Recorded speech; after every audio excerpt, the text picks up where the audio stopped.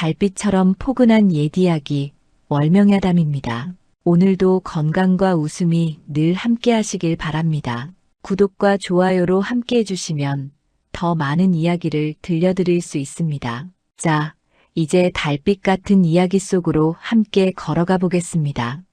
옛날 옛적 한양에서 사흘길 떨어진 어느 마을에 이강윤이라는 사내가 살고 있었습니다. 30 중반의 나이였지만 사람들은 그를 두고 늘 고개를 저었지요. 말수가 적고 다툼을 피하는 성미 때문이었습니다. 장터에서 흥정을 하다가도 상대가 목소리를 높이면 강윤은 먼저 한 걸음 물러섰습니다. 불리한 조건이라는 것을 뻔히 알면서도 고개를 끄덕이곤 했지요. 그런 모습을 본 마을 사람들은 수군거렸습니다. 저 양반 참 답답하게 사는구먼. 겁이 많아서 그런 게지. 제목도 제대로 못 챙기면서. 강윤은 그런 말들을 듣고도 아무 대꾸를 하지 않았습니다. 그저 묵묵히 자기 할 일만 했을 뿐이지요. 어느 날 장터에 큰 소동이 벌어졌습니다. 이웃 고을에서 온 상인과 마을의 방만익이 소값을 두고 다투고 있었지요. 이 소가 얼마나 좋은 놈인데 그 값을 달라 하시오? 좋긴 무슨. 다리도 가늘고 털도 윤기가 없지 않소? 두 사람의 목소리가 점점 커졌습니다. 구경꾼들이 하나 둘 모여들었지요. 강윤도 그 자리에 있었습니다. 소를 한 마리 사러 온 참이었거든요. 방만익이 강윤을 보더니 손짓을 했습니다. 강윤, 자네가 보기엔 어떤가? 이 소값이 터무니없이 비싸지 않나? 강윤은 잠시 소를 둘러보았습니다. 그러곤 조용히 말했지요. 글쎄요. 저는 잘 모르겠습니다. 방만익이 인상을 찌푸렸습니다. 자네도 소 키워본 사람이 아닌가. 어찌 모르겠다는 게냐? 제가 보기엔 그저 그렇습니다. 두 분께서 알아서 정하시지요. 강윤은 그렇게 말하고는 자리를 떴습니다. 사람들은 혀를 찼지요.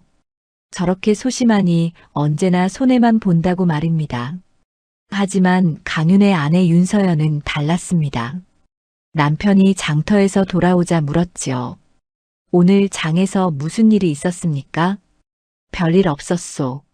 소를 보러 갔다가 그냥 왔소. 서연은 남편의 얼굴을 살폈습니다. 강윤은 태연했지만 눈빛만은 평소와 달랐지요. 무언가를 곱씹고 있는 듯한 눈빛이었습니다. 서연은 더 묻지 않았습니다. 남편이 말없이 있을 때는 이유가 있다는 것을 알고 있었거든요. 며칠 뒤 마을에 소문이 퍼졌습니다. 방만익이 샀던 그 소가 병이 들어 죽었다는 것이었지요. 알고 보니 그 소는 이미 병을 앓고 있었던 것입니다. 상인은 그걸 숨기고 팔았던 것이지요. 방만익은 크게 손해를 보았습니다. 사람들은 그제야 수군거리기 시작했습니다. 강윤이 그때 뭔가 알고 있었던 게 아닐까? 그러게 말이야. 소를 보더니 아무 말 없이 가버렸잖아. 하지만 강윤은 여전히 아무 말이 없었습니다. 자기가 옳았다고 떠벌리지도 않았고 방만익을 나무라지도 않았지요. 그저 며칠 뒤 다른 곳에서 소를 한 마리 사왔을 뿐입니다. 튼튼하고 건강한 소였지요. 장터는 늘 시끄러웠습니다. 사람들은 저마다 큰 소리를 쳤고 자기 물건이 제일 좋다고 목청을 높였지요. 강윤은 그런 자리에서 늘 조용했습니다. 물건을 살 때도 깎아달라 조르지 않았고 팔 때도 값을 부풀리지 않았었습니다. 그러면서도 이상하게 손해를 보는 일은 없었지요. 서연은 그런 남편을 지켜보았습니다. 사람들은 강윤을 겁쟁이라 불렀지만 서연이 보기엔 달랐습니다. 남편은 쓸데없는 다툼에 힘을 빼지 않을 뿐이었지요. 장터에서 목소리 높이는 사람들을 보면서도 강윤은 그들의 말보다는 손을, 표정을, 물건을 보고 있었습니다. 말로는 거짓을 할 수 있어도 그런 것들은 숨기기 어렵다는 걸 알고 있었던 것이지요. 어느 날 저녁 서연이 남편에게 물었습니다. 사람들이 뭐라 하는지 아십니까? 알고 있소. 괜찮으십니까? 강유는 잠시 생각하다가 대답했습니다. 사람들 입을 막을 수는 없는 일이요. 그들이 뭐라 하든 내 할 일만 하면 되지요. 서연은 남편의 손을 가만히 잡았습니다. 이 사람은 겁이 많은 게 아니었습니다. 다만 필요 없는 싸움을 하지 않을 뿐이었지요. 그리고 정작 중요한 순간에는 흔들리지 않는 사람이었습니다. 서연은 그것을 알고 있었습니다. 마을 사람들은 여전히 강윤을 우습게 봤습니다. 하지만 묘하게도 중요한 일이 있을 때면 강윤의 이름이 빠지지 않았지요. 겁쟁이라 부르면서도 그를 믿는 이상한 모순이었습니다.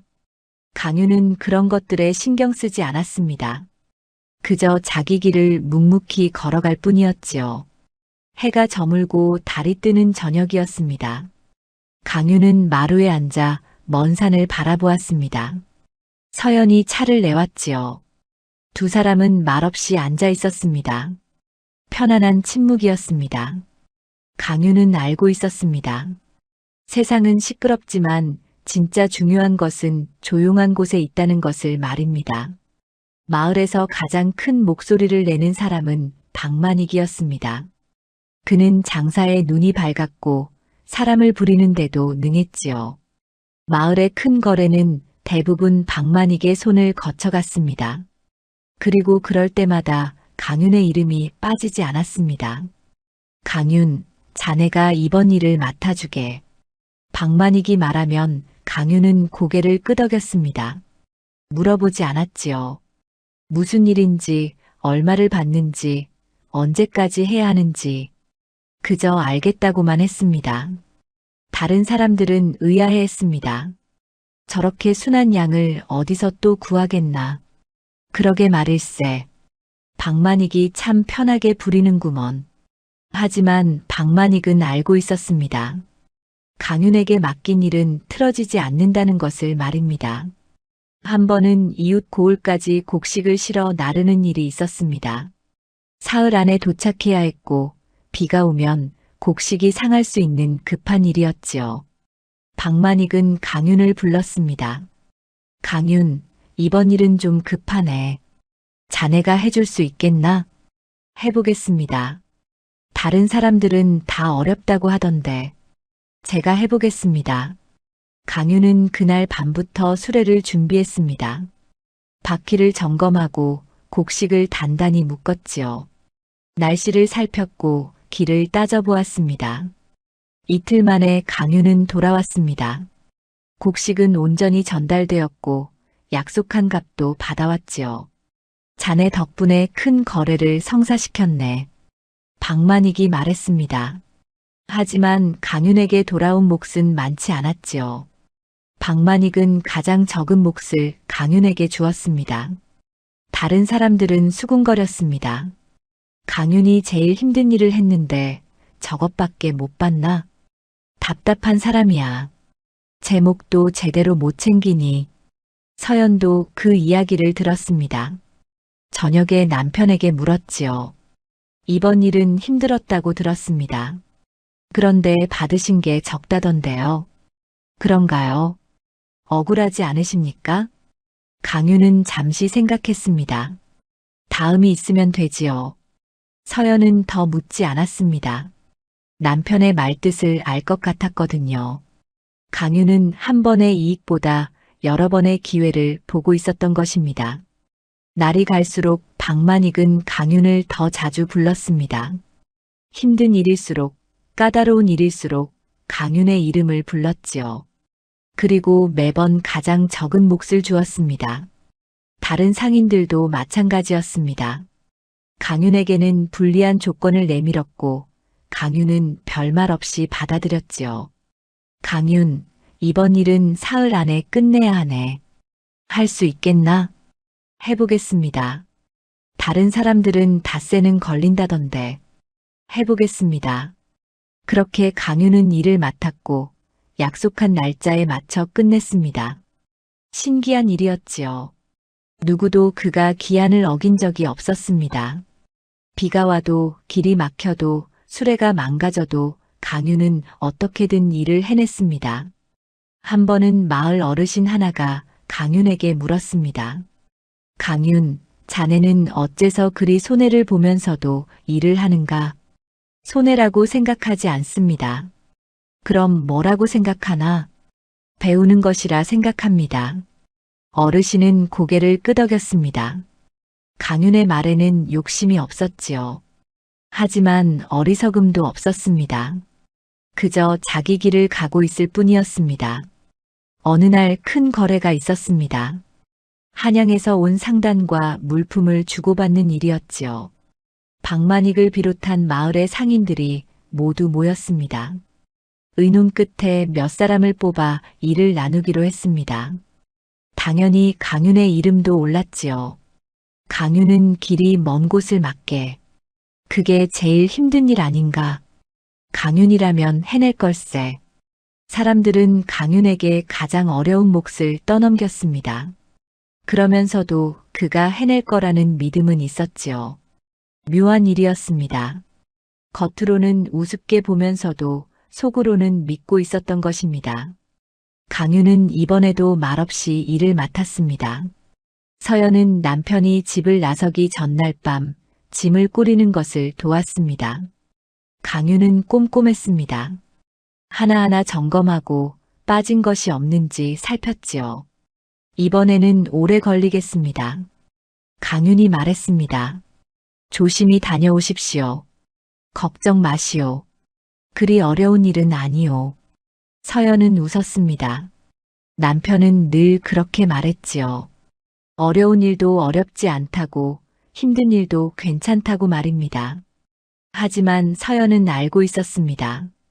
남편이 일을 해내기 위해 얼마나 많은 것을 생각하고 준비하는지를요. 강윤이 떠난 뒤에도 마을에서는 여러 일이 벌어졌습니다.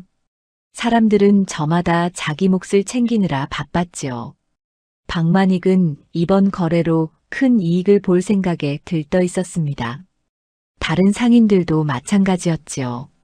이번 일만 잘 되면 한동안은 편하겠어. 그러게 말일세. 강윤이 맡은 일도 잘 되겠지. 그야 당연하지. 강윤이 일을 그르친 적이 있나? 사람들은 강윤을 믿고 있었습니다. 아니, 믿는다기보다는 당연하게 여기고 있었지요.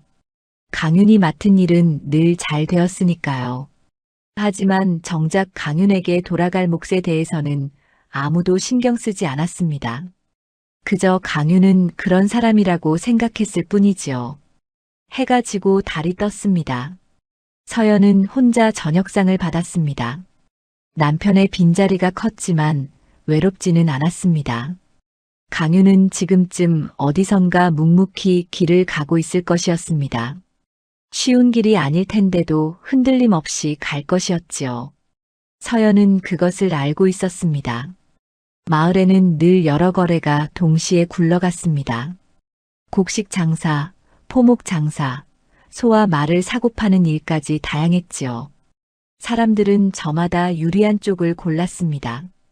이익이 많아 보이는 곳, 수고가 적어 보이는 곳으로 몰려들었습니다. 어느 날 한양에서 큰 상단이 내려왔습니다. 인삼을 대량으로 사들이겠다는 것이었지요. 값도 후했습니다. 마을 사람들은 귀가 솔깃했습니다. 박만익이 제일 먼저 나섰지요. 이번 기회를 놓치면 안 되네. 모두 힘을 합쳐 인삼을 모읍시다. 그렇게 합시다. 이만한 기회가 또 어디 있겠소? 사람들이 모여들었습니다. 누구는 산에서 캐온 인삼을 내놓았고 누구는 집에 두었던 묵은 인삼을 꺼냈지요. 박만익은 그것들을 모아 상단에 넘기기로 했습니다. 강윤도 그 자리에 있었습니다.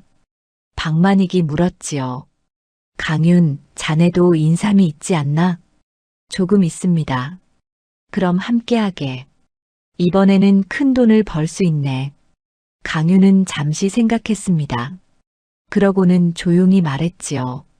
저는 빠지겠습니다. 사람들이 웅성거렸습니다. 이렇게 좋은 기회를 마다하다니 역시 강윤은 고지식하다는 말들이 오갔지요. 박만익은 어이없다는 표정을 지었습니다. 자네, 무슨 생각인가?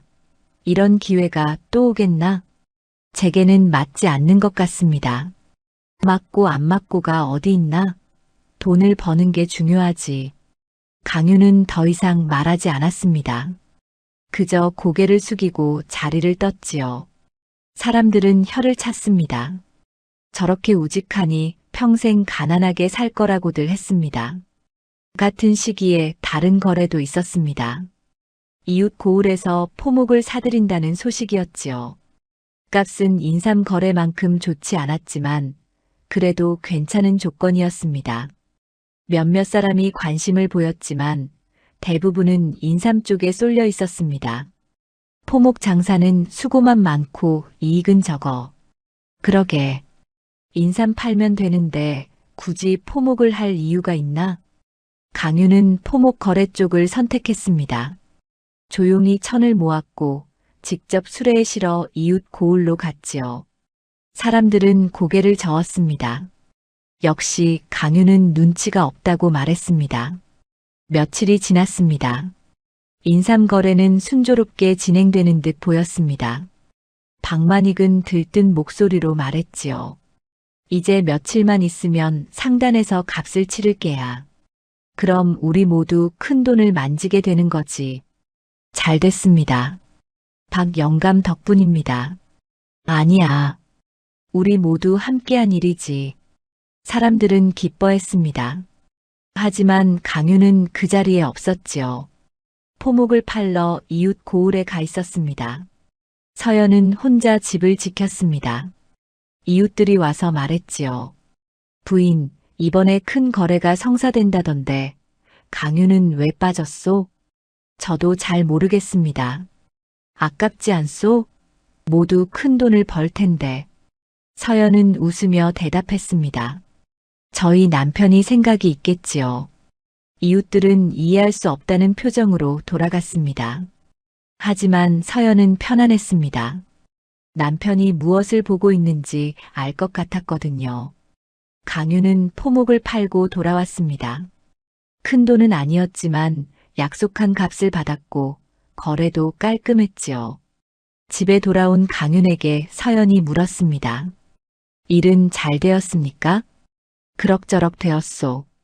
인삼 거래는 곧 끝난다던데요. 그렇겠지요. 강윤은 더 말하지 않았습니다.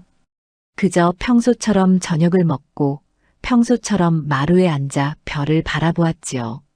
서연은 남편 옆에 앉았습니다. 두 사람은 말없이 밤하늘을 올려다보았습니다. 그로부터 며칠 뒤였습니다. 마을에 소동이 일었지요. 인삼을 사겠다던 상단이 값을 치르지 않고 사라진 것입니다. 알고 보니 그 상단은 사기꾼들이었습니다.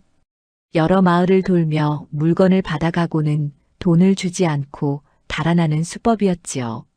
박만익은 하늘이 무너지는 줄 알았습니다. 평생 모은 인삼을 모두 넘긴 터였거든요. 다른 사람들도 마찬가지였습니다. 집안에 귀한 인삼을 내놓았던 사람들은 망연자실했지요. 이를 어쩐단 말이오? 속았습니다. 완전히 속았어요. 박 영감, 이걸 어떻게 하면 좋소? 박만익은 아무 말도 할 수 없었습니다. 그저 고개를 떨구고 있을 뿐이었지요.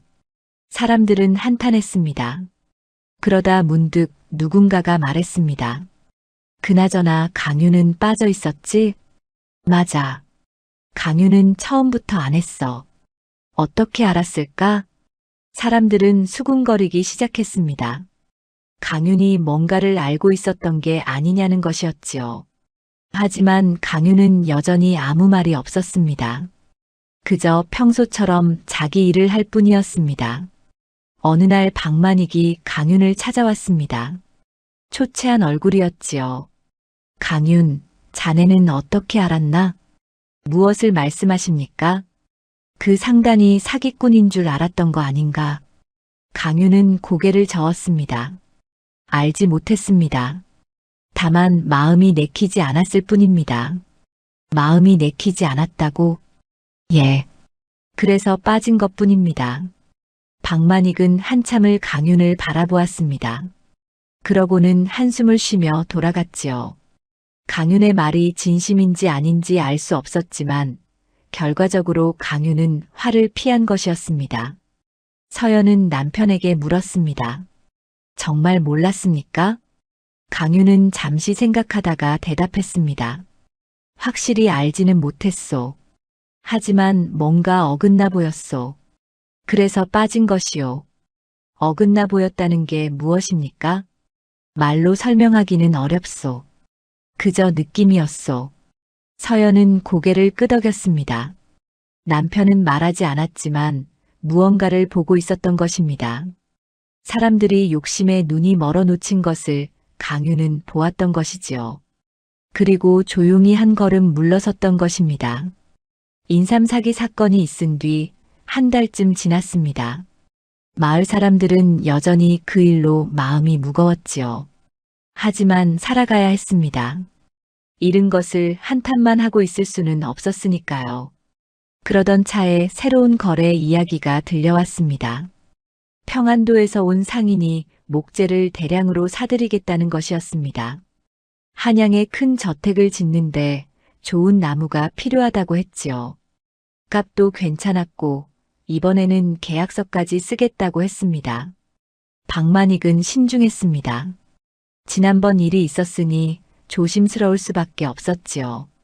이번에는 제대로 확인을 해야 하네. 그렇습니다. 또 속을 수는 없지 않습니까? 사람들도 동의했습니다. 박만익은 직접 평안도까지 가서 그 상인의 신원을 확인했습니다. 실제로 한양에 큰 저택을 짓고 있었고 상인도 믿을 만해 보였지요. 박만익은 안심했습니다. 이번에는 괜찮을 것 같네. 모두 힘을 모읍시다. 마을 사람들이 다시 모였습니다. 산에서 나무를 베기 시작했지요. 좋은 나무를 골라 다듬고 운반할 준비를 했습니다. 모두가 바빴습니다. 이번에야말로 잃었던 것을 되찾을 수 있을 거라 믿었지요. 강윤도 그 이야기를 들었습니다. 박만익이 찾아와 물었지요. 강윤, 이번에는 어떤가? 자네도 함께하지 않겠나? 무슨 일입니까? 목재 장사일세. 이번에는 확실히 확인했네. 계약서도 쓰고 말이야. 강윤은 잠시 생각했습니다. 저는 지켜보겠습니다. 또 빠지겠다는 건가? 예, 그렇습니다. 박만익은 한숨을 쉬었습니다. 강윤을 설득하려다가 그만두었지요. 어차피 말해도 소용없다는 것을 알고 있었습니다. 강윤은 자기 생각이 있는 사람이었으니까요. 목재를 베어내는 일은 순조로웠습니다. 좋은 나무들이 많았고 사람들의 손도 빨랐지요. 보름쯤 지나자 약속한 만큼의 나무가 모였습니다. 상인이 다시 찾아왔습니다. 나무를 보더니 만족스러워했지요. 훌륭합니다. 이 정도면 충분하겠소. 그럼 값을 치러주시겠습니까? 물론입니다. 다만 나무를 한양까지 운반해야 하니 그 비용을 먼저 받아야겠소. 박만익이 고개를 갸웃했습니다. 운반 비용을 먼저 받는다고요? 그렇습니다. 저희 쪽에서 수레와 사람을 구해야 하니까요. 걱정 마십시오. 나무값은 한양에 도착하는 즉시 치를 테니. 사람들은 서로 눈치를 보았습니다. 뭔가 이상했지만 딱히 거절할 이유도 없어 보였지요. 계약서에도 그렇게 적혀 있었고 상인의 신원도 확인했으니까요. 얼마나 필요하십니까? 글쎄요. 수레 10대와 사람 20명쯤 필요하니 은자 100냥쯤 되겠습니다. 100냥이라니 적지 않은 돈인데요. 나무값이 500냥입니다. 100냥쯤이야 문제없지 않습니까? 박만익은 고민했습니다. 하지만 이미 나무를 다 베어놓은 상황이었습니다. 이대로 거래를 망칠 수는 없었지요. 결국 은자 100냥을 내주기로 했습니다. 좋습니다. 드리겠습니다. 현명한 선택이십니다. 상인은 은자를 받아갔습니다. 일주일 뒤에 수레를 가지고 오겠다고 했지요. 사람들은 그 말을 믿었습니다. 하지만 일주일이 지나도 상인은 나타나지 않았습니다. 열흘이 지나고 보름이 지나도 소식이 없었지요. 박만익은 불안해지기 시작했습니다. 직접 평안도로 사람을 보냈습니다. 며칠 뒤 소식이 왔지요. 그 상인은 찾을 수 없었고 한양의 저택 공사도 이미 끝난 지 오래였다는 것입니다. 또다시 속은 것이었습니다. 마을은 발칵 뒤집혔습니다. 사람들은 믿을 수 없다는 표정들이었지요. 계약서까지 썼는데 또 속았다니. 신원도 확인했다면서요? 이를 어쩐단 말이오? 박만익은 아무 말도 할 수 없었습니다. 분명히 확인했다고 생각했는데 어딘가에서 빈틈이 있었던 것입니다. 사람들은 원망했지요. 박만익을 원망하고 상인을 원망하고 자기 자신을 원망했습니다. 그런데 이상한 일이 있었습니다.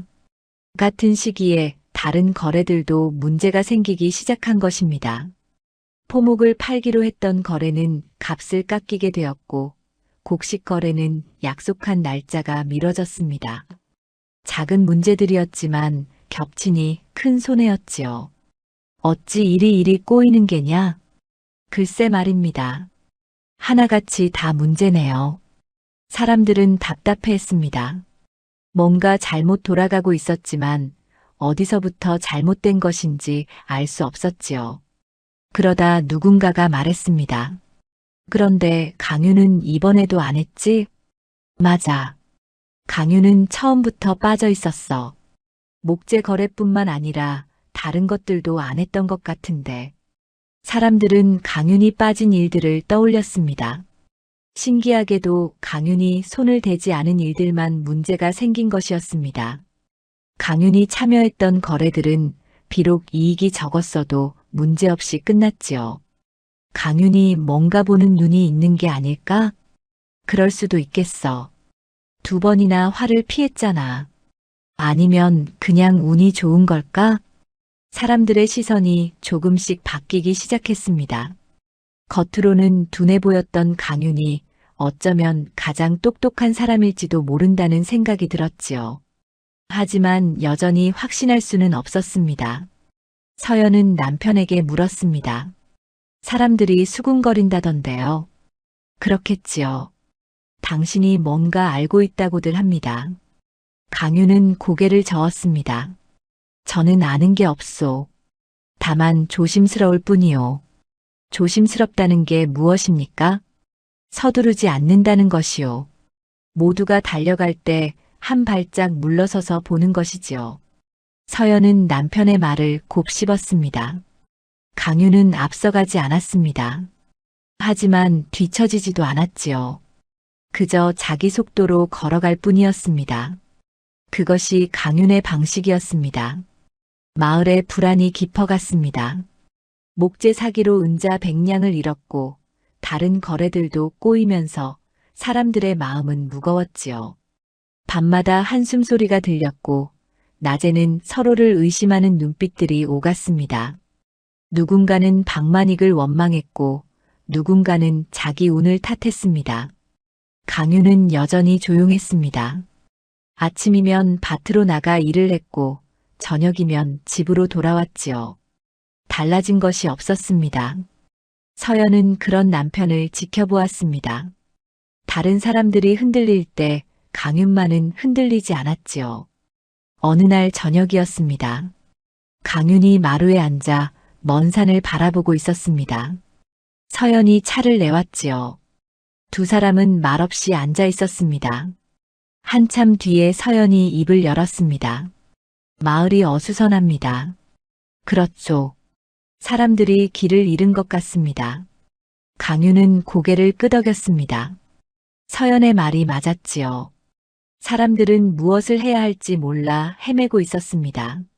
한번 크게 속고 나니 무엇을 믿어야 할지 알 수 없었던 것입니다. 당신은 뭔가 보고 계시지요?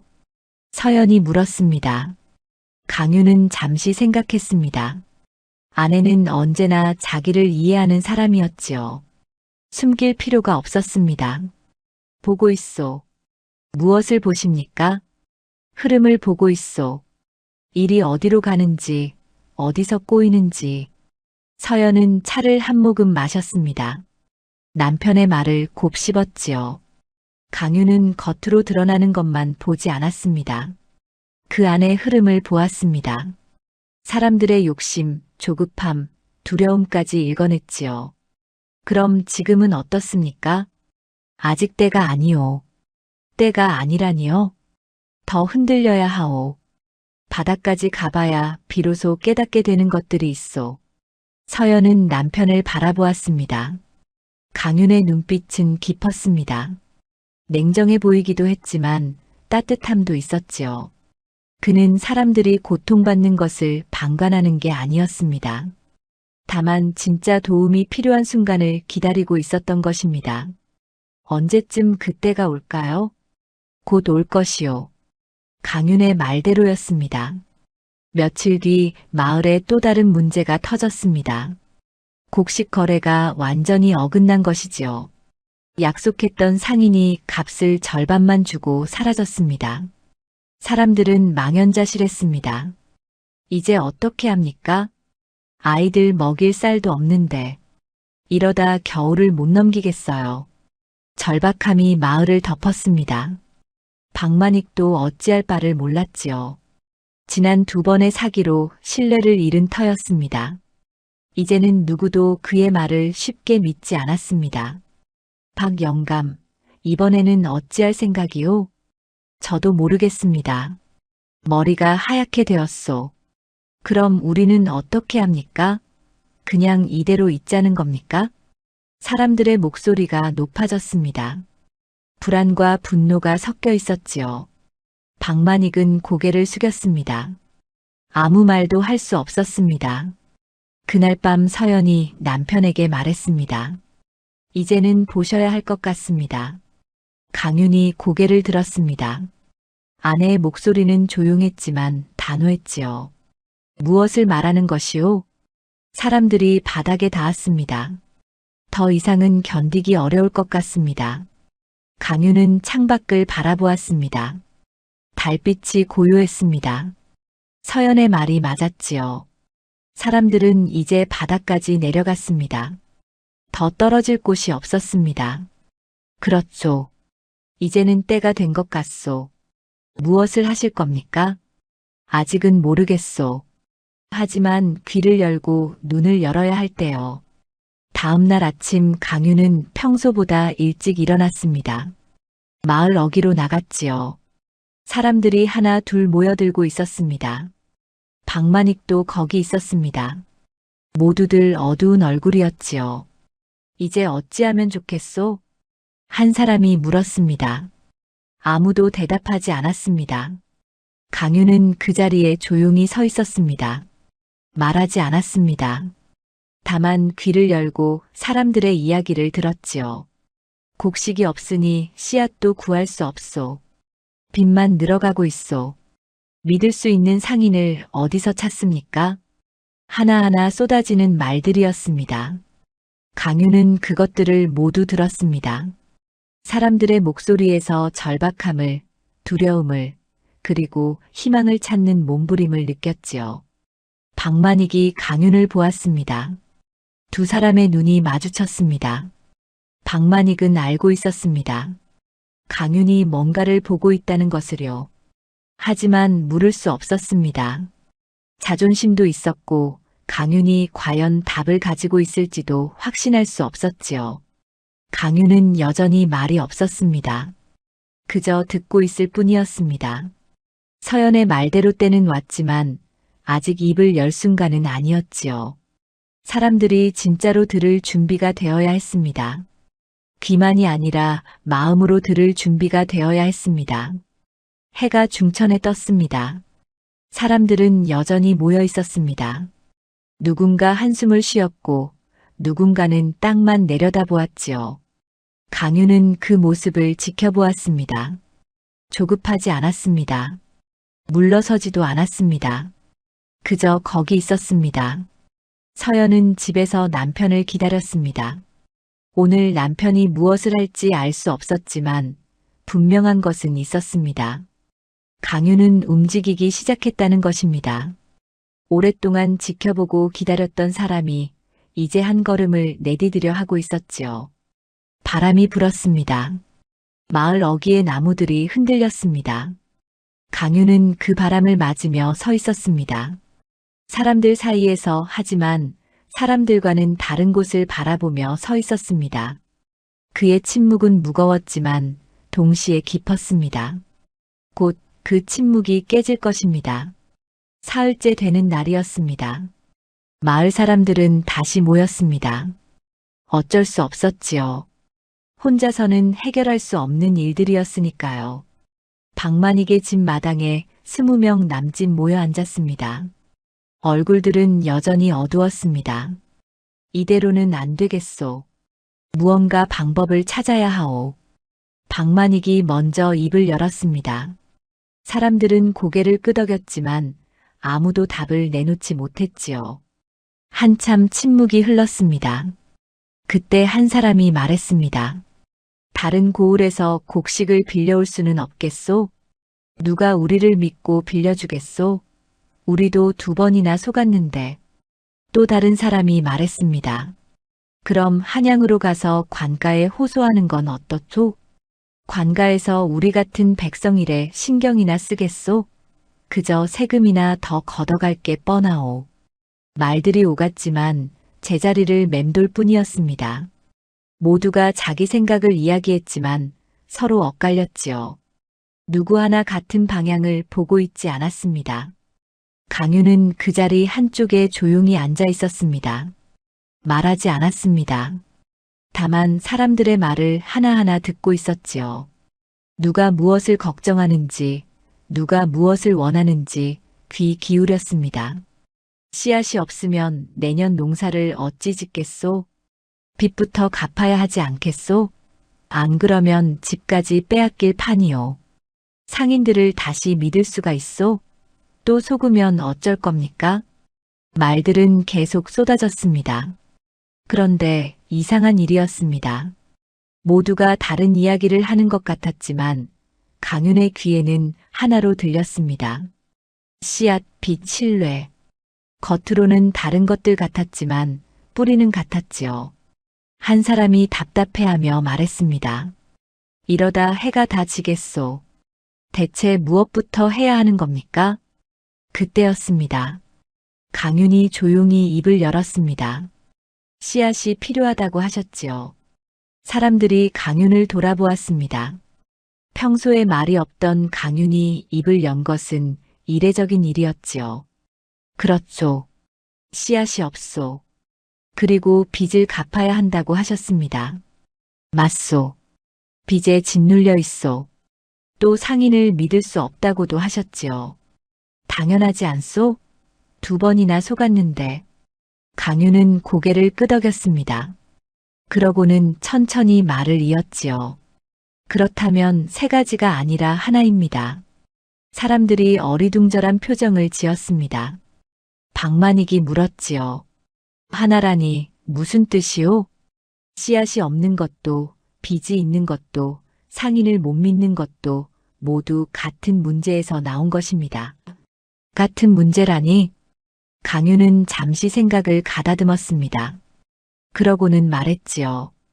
우리가 제 힘으로 서지 못했기 때문입니다. 제 힘으로 서지 못했다고? 그렇습니다. 우리는 늘 밖에서 오는 상인만 기다렸습니다. 좋은 조건, 큰 이익만 쫓았지요. 그러다 보니 속는 것입니다. 사람들은 숨을 죽이고 강윤의 말을 들었습니다. 강윤은 계속 이어갔지요. 씨앗이 필요하다면 우리끼리 나누면 됩니다. 가진 사람이 없는 사람에게 빌려주고 가을에 갚으면 되지 않겠습니까? 하지만 우리도 다들 넉넉지 않소. 넉넉하지 않더라도 조금씩은 있습니다. 10집이 한 대씩만 모아도 한 섬이 됩니다. 그 말에 사람들이 고개를 끄덕였습니다.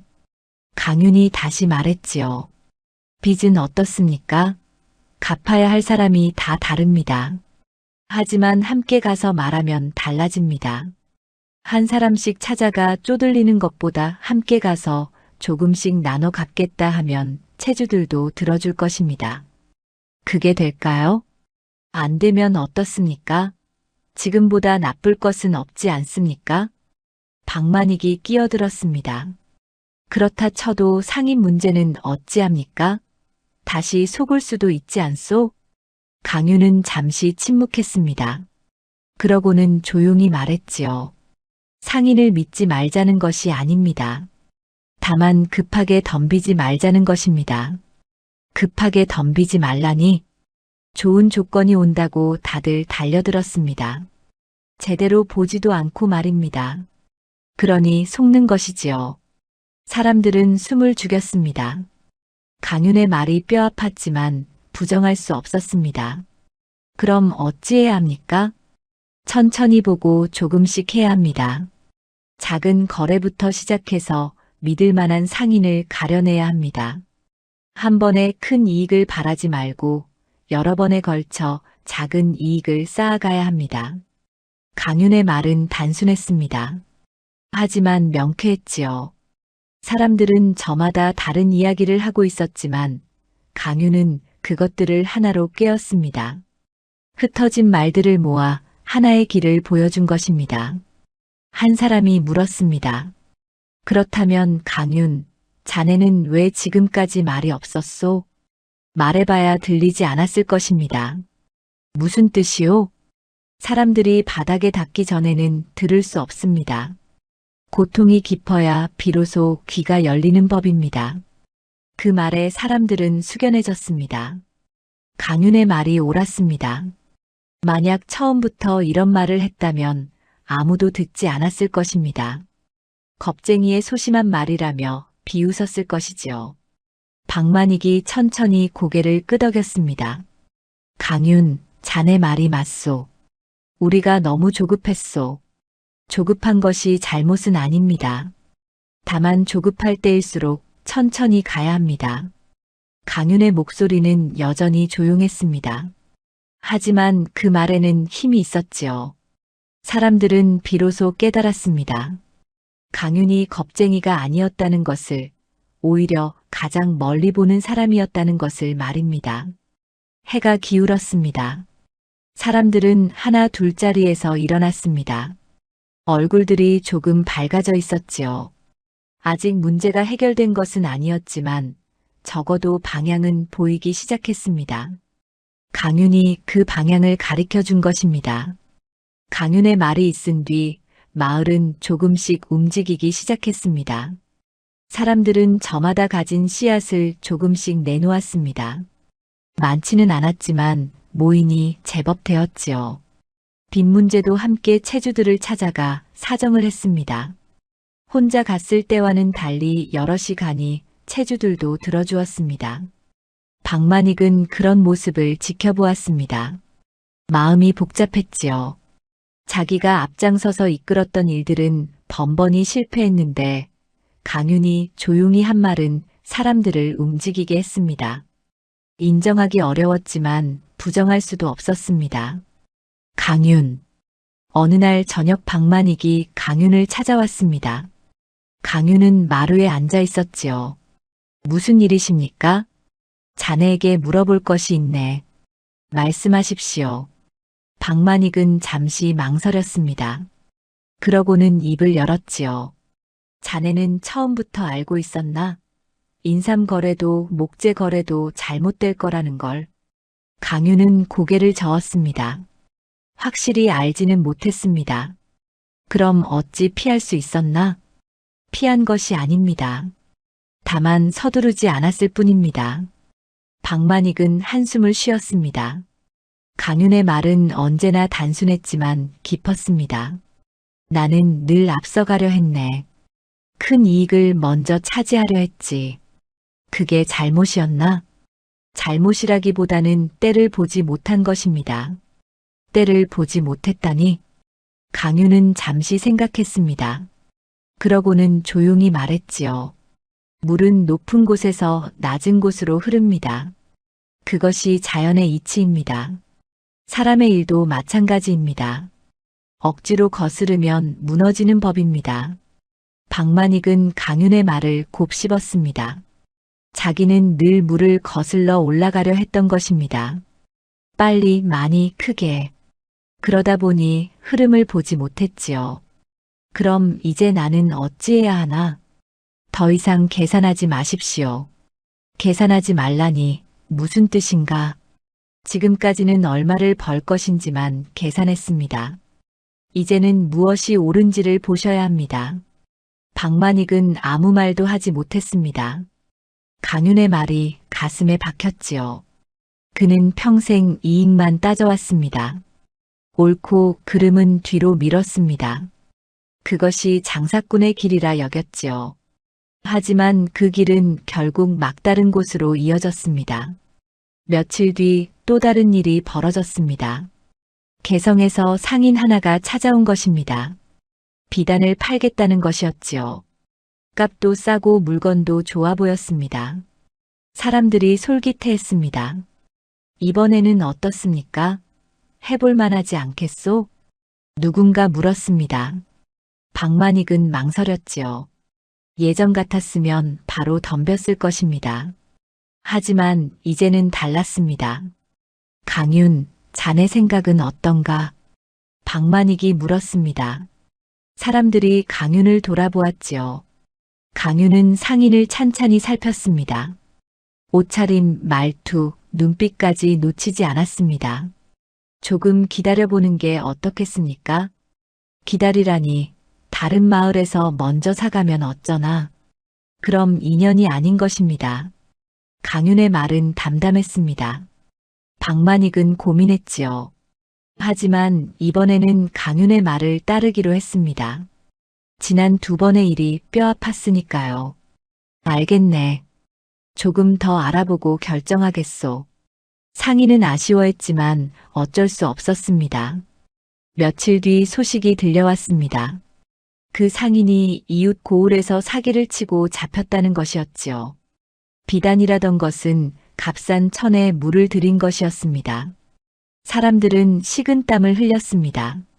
또다시 강윤이 화를 피한 것입니다. 아니, 이번에는 강윤뿐만 아니라 모두가 함께 피했지요. 강윤의 말을 들었기 때문입니다. 박만익은 더 이상 계산하지 않았습니다. 거래가 들어와도 먼저 강윤에게 물었습니다. 강윤은 신중하게 살폈고 괜찮다 싶으면 고개를 끄덕였지요. 그렇게 몇 달이 흘렀습니다. 마을은 조금씩 안정을 찾아갔습니다. 큰 이익은 없었지만 손해도 없었습니다. 작은 거래들이 차곡차곡 쌓였지요.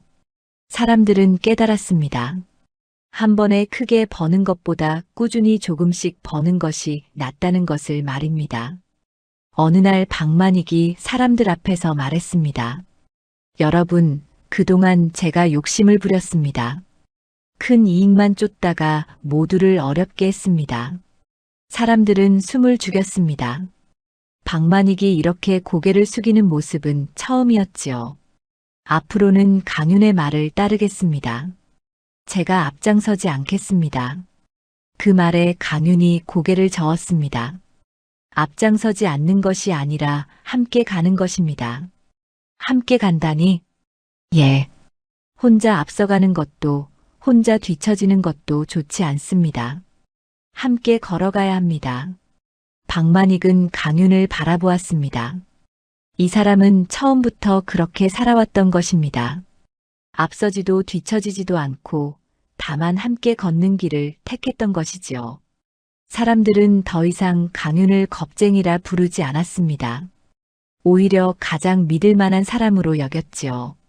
박만익도 마찬가지였습니다. 그는 이제 강윤 없이는 중요한 결정을 내리지 않았습니다. 강윤, 자네는 언제 이렇게 되었나? 무엇을 말씀하십니까? 이렇게 멀리 보는 사람이 되었나 말일세. 강윤은 웃었습니다. 저는 멀리 보는 게 아닙니다. 다만 천천히 볼 뿐입니다. 박만익은 고개를 끄덕였습니다. 천천히 본다는 것, 그것이 강윤의 방식이었습니다. 급하지 않게, 욕심내지 않게, 다만 꾸준하게 보는 것이었지요. 그날 밤 서연이 남편에게 물었습니다. 이제 마을이 안정된 것 같습니다. 그렇죠. 당신 덕분입니다. 강유는 고개를 저었습니다. 제 덕이 아니요. 사람들이 스스로 깨달은 것이요. 서연은 남편의 손을 잡았습니다. 이 사람은 공을 차지하지 않았습니다. 다만 길을 가리켜 줄 뿐이었지요. 그리고 사람들이 스스로 그 길을 걷게 했습니다. 그것이 진짜 이끄는 것이었습니다. 계절이 바뀌어 가을이 왔습니다. 마을에는 풍년이 들었지요. 봄에 나눠 심었던 씨앗들이 무럭무럭 자라 황금빛 이삭을 맺었습니다. 사람들의 얼굴에도 웃음이 돌아왔습니다. 지난 1년이 거짓말처럼 느껴질 정도였지요. 추수가 끝난 뒤 마을 사람들이 모였습니다. 한 해를 마무리하며 감사를 나누는 자리였습니다. 방만익이 자리를 마련했지요. 마당에는 음식이 가득했고 사람들은 둘러앉아 이야기꽃을 피웠습니다. 올해는 정말 다행이었소. 그러게 말이오. 작년 이맘때만 해도 어찌 될 줄 몰랐는데 모두 함께 힘을 모은 덕분이지요. 사람들은 지난 일을 돌아보며 감회에 젖었습니다. 힘들었던 시간이었지만 함께 이겨낸 것이 자랑스러웠지요. 방만익이 자리에서 일어났습니다. 여러분, 제가 한 말씀 드리겠습니다. 사람들이 조용해졌습니다. 방만익은 잠시 숨을 고르고 말했지요.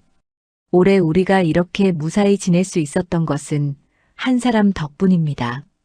사람들이 고개를 끄덕였습니다. 누구를 말하는지 모두 알고 있었지요. 강윤이 아니었다면 우리는 아직도 헤매고 있었을 것입니다. 강윤, 앞으로 나오시오. 방만익이 손짓했습니다. 하지만 강윤은 자리에서 일어나지 않았습니다. 고개를 저으며 조용히 말했지요. 저는 괜찮습니다. 아니요. 자네가 나서야 하오. 자네 덕분에 우리가 살았소. 제 덕이 아닙니다. 모두가 함께 한 일입니다. 강윤의 목소리는 여전히 낮았습니다. 사람들은 그런 강윤을 바라보았습니다. 변한 것이 없었지요. 여전히 말이 적었고 여전히 뒤로 물러서 있었습니다. 방만익은 한숨을 쉬었습니다. 강윤을 잘 알았지요. 억지로 끌어내봐야 소용없다는 것을 말입니다. 그렇다면 우리가 강윤에게 고마움을 전합시다. 모두 강윤을 향해. 사람들이 일제히 강윤을 바라보며 고개를 숙였습니다. 강윤은 당황한 듯 손을 내저었지만 사람들은 멈추지 않았지요. 진심 어린 감사였습니다. 자리가 파한 뒤에도 사람들은 강윤에게 다가와 말을 건넸습니다. 강윤, 덕분에 우리 집도 씨앗을 구할 수 있었소. 강윤이 말려주지 않았다면 저 비단 장사에 속을 뻔했소. 앞으로도 잘 부탁하오. 강윤은 그저 고개만 끄덕였습니다. 말이 많지 않았지요. 하지만 사람들은 알았습니다. 강윤의 침묵이 거절이 아니라는 것을, 다만 겸손일 뿐이라는 것을 말입니다. 해가 지고 사람들이 하나 둘 돌아갔습니다. 마지막까지 남은 것은 방만익과 강윤이었지요. 두 사람은 마당에 앉아 술잔을 기울였습니다. 강윤, 자네는 참 이상한 사람일세. 방만익이 술을 따르며 말했습니다. 무엇이 이상합니까? 앞에 나서지 않으면서도 사람들을 이끌지 않나. 말은 적으면서도 무게가 있고 말일세. 강윤은 웃었습니다. 저는 이끈 적이 없습니다. 다만 함께 걸었을 뿐입니다. 그것이 이끄는 것이 아니고 뭐겠나? 방만익의 말에 강윤은 잠시 생각했습니다. 그러고는 조용히 말했지요. 앞에서 끌고 가는 것만이 이끄는 것은 아닙니다. 때로는 옆에서 함께 걷는 것도, 뒤에서 지켜보는 것도 이끄는 것입니다. 방만익은 고개를 끄덕였습니다.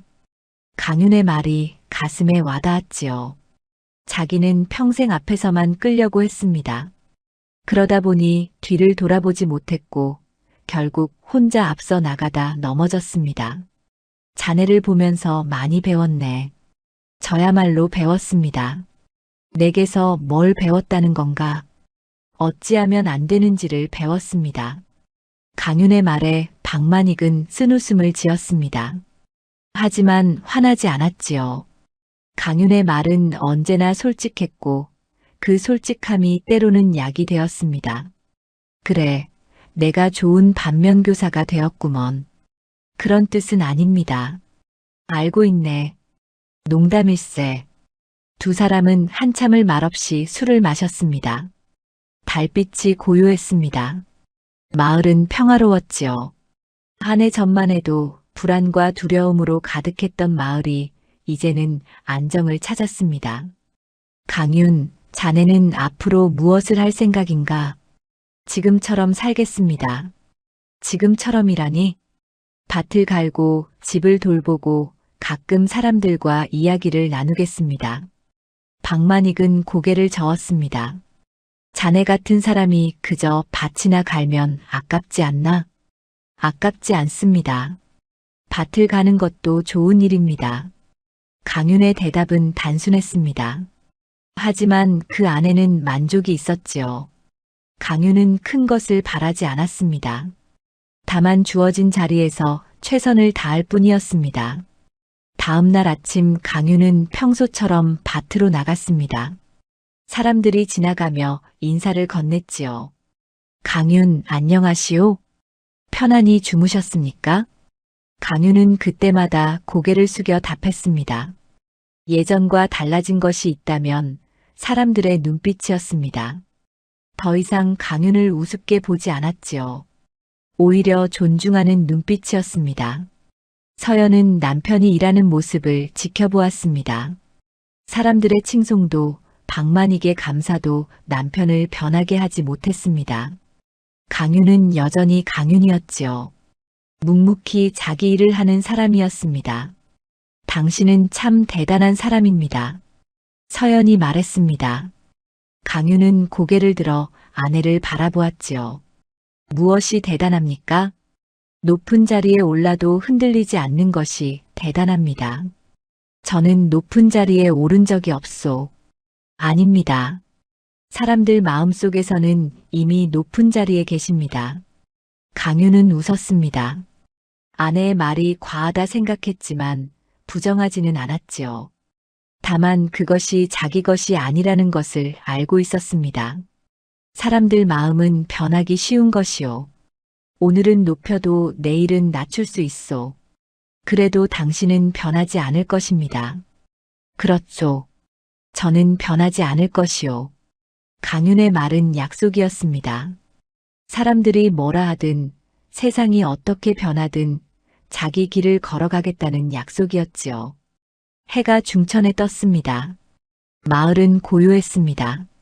강윤은 밭에서 일을 하고 서연은 집안일을 했습니다. 평범한 하루였지요. 하지만 그 평범함 속에 진짜 힘이 있었습니다.